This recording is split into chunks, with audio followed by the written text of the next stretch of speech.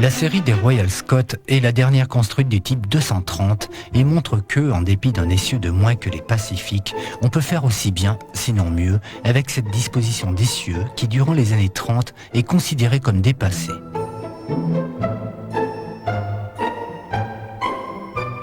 Aussi lourde qu'une Pacific, aussi puissante qu'une Pacific, moins chère et moins gourmande qu'une Pacific, on croirait entendre une publicité connue pour une boisson qui a l'air d'une autre, sans l'être tout à fait.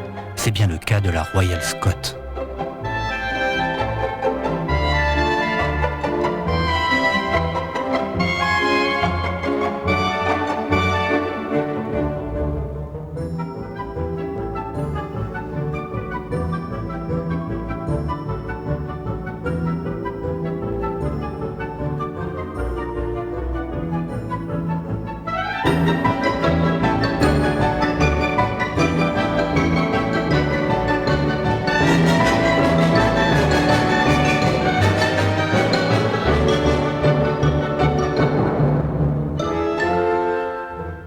Ces 70 locomotives de type 230 sont mises en service à partir de la fin de 1927, à une époque où l'ensemble des réseaux européens continentaux est, depuis longtemps, au stade de la Pacific 231, et où déjà arrivent les Mountain 241.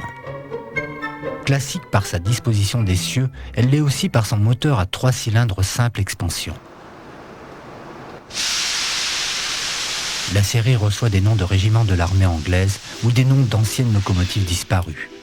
Le LMS est tellement fier de sa nouvelle locomotive qu'il l'envoie aux USA en 1933 à l'exposition universelle de Chicago et pour faire un circuit de démonstration de 17 000 km autour du grand pays. Ces machines ayant des défauts de jeunesse importants, un ingénieur réputé venant du Great Western les fait reconstruire intégralement à partir de 1942. Nouvelle chaudière, nouveaux cylindres, nouveau châssis pour certaines, rehausse de tendeur, etc. Bref, dit-on à l'époque, il n'y a guère que les plaques des locomotives qui soient conservées. Et là, le succès est sans égal et dure après la guerre jusqu'au milieu des années 60, les Royal Scott surpassant bien des Pacific pourtant à leur apogée et conservant, jusqu'à l'arrivée de la traction diesel, une réelle suprématie dans le service des trains rapides. Quelques-unes sont préservées par des associations anglaises.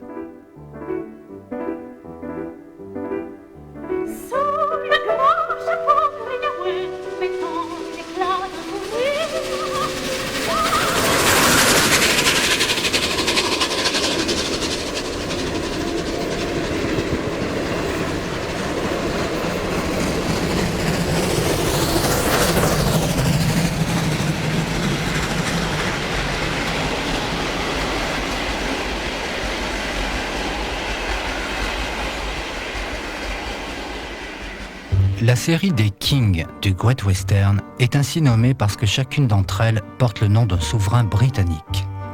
Elles sont parmi les plus performantes locomotives du type 230 jamais construites, équivalent et même surpassant bien des Pacifiques. Toujours plus vite, toujours plus lourd, toujours plus grand, telle est la loi de l'évolution des chemins de fer. Gagner du temps, emporter encore plus de charges, donner encore plus d'espace aux voyageurs et aux marchandises, voilà ce à quoi les ingénieurs de la traction ont dû répondre depuis les débuts du chemin de fer en 1804. Le Great Western n'échappe pas à cette règle et, à la fin des années 20, ces locomotives commencent à être à bout de souffle devant l'accroissement du poids des trains et surtout la demande de vitesse accrue. Mais depuis plus de 20 ans, un vaste programme de renforcement des ponts a été entrepris sur le réseau et il parvient à son terme. Il est possible maintenant d'engager des locomotives plus lourdes, plus puissantes donc, et dont le poids à l'essieu peut désormais atteindre 22 tonnes et demie. Mais cette nouvelle locomotive devra surpasser une autre série qui occupe bien le terrain, les Castle, ou châteaux.